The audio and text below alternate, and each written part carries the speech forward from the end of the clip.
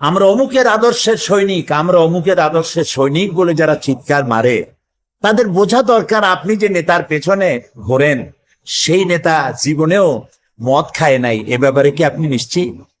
ওই নেতা জীবনেও মিথ্যা কথা বলে নাই, এ ব্যাপারে কি আপনি নিশ্চিত?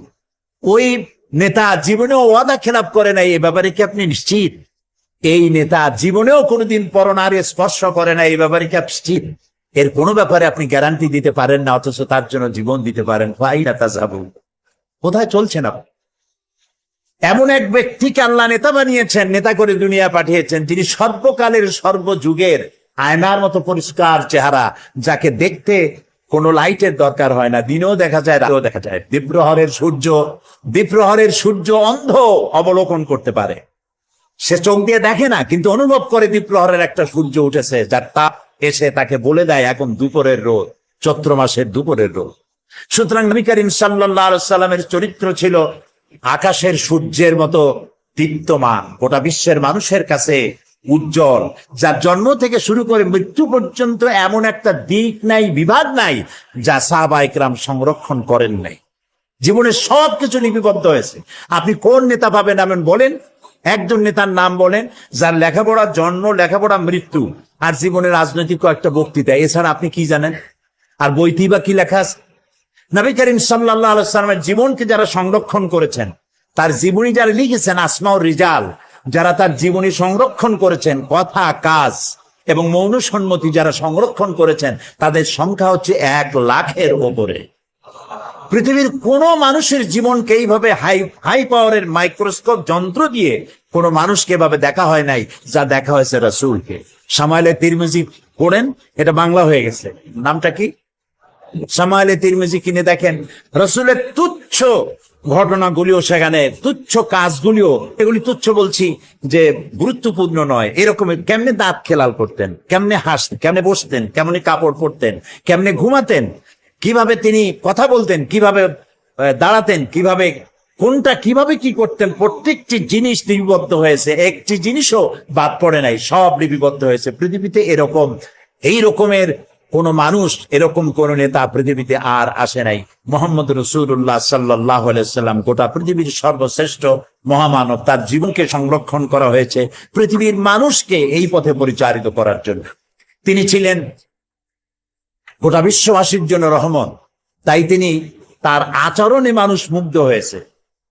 তার কপালে লেখা ছিল না যে তিনি নবী, তার পিঠে লেখা ছিল না তিনি নবী, অথচ তিনি যখন তার স্ত্রীকে দাওয়াত দিয়েছিলেন, হযরতে খাদিজাতুল কুবরা রাদিয়াল্লাহু তাআলা আনহাকে যখন ইসলামের দাওয়াত দিলেন যে আমি আল্লাহর নবী, আমার উপরে ঈমান আনো, আমাকে বিশ্বাস করো, আল্লাহ এক, আল্লাহর উপরে ঈমান আনো, এই কথা যখন তিনি দাওয়াত দিয়েছিলেন, হযরত খাদিজা কি দেরি করেছিলেন?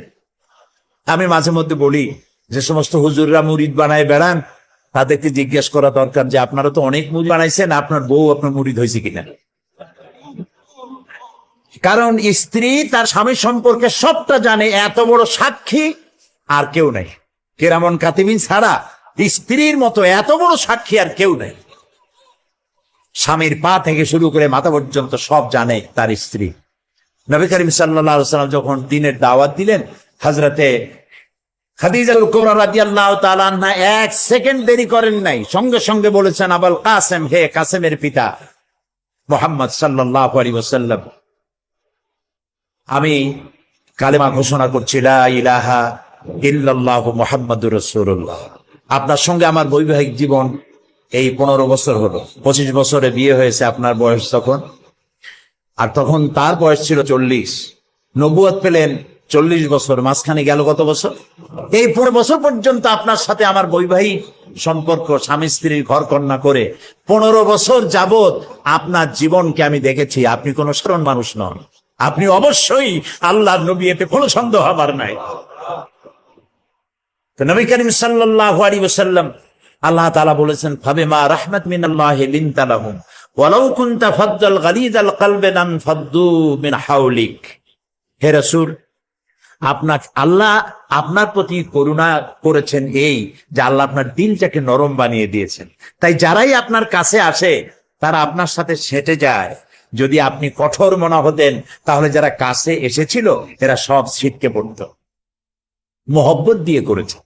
ছোট্ট ছোট্ট বাচ্চা ছেলেপিলেগুলি খেলা ছেড়ে দিয়ে রসুল যাচ্ছেন, খেলা ছেড়ে দিয়ে দৌড়ে রসুলের কাছে চলে যেত। রসুল্লাহ জিজ্ঞেস করতেন তাদেরকে, কেমন আছো, কি অবস্থায় আছো, খেলাধুলা কেমন চলছে, জিজ্ঞেস করতেন। এভাবে একটা ছেলেকে তিনি বেশ ভালোবাসতেন, প্রায়ই তাকে ডাকতেন, দেখতেন। পরপর 3 দিন পর্যন্ত ছেলেটাকে দেখা গেল না। তখন তিনি ছেলেদের জিজ্ঞেস করছেন, ওই ছেলেটা কোথায়? তারা বলল বোধহয় অসুস্থ হবে, বাড়ি কই? বাড়ির সন্ধান তারা দিল। রসুল্লাহ জানতে পারলেন সেটা এক ইহুদির ছেলে। তিনি চলে গেলেন বাড়ির ভেতরে এবং ওই বাচ্চার কাছে গিয়ে বসলেন, গায়ে হাত দিয়ে দেখলেন অনেক জ্বর, হাত পুড়ে যায়। রাসূলুল্লাহ কপালের উপরে হাত রেখেছেন, ছেলের জ্বর নাই। বেহুশ ছেলে চোখ খুলে দেখছে রাসূলুল্লাহ বসে আছেন, চোখ পানি পড়ছে। এই বাচ্চা বড় হয়ে যখন যৌবন প্রাপ্ত হয়েছে, বাচ্চা পড়েছে লা ইলাহা ইল্লাল্লাহু মুহাম্মাদুর রাসূলুল্লাহ। ভালোবাসা দিয়ে তিনি জয় করেছেন সবাইকে।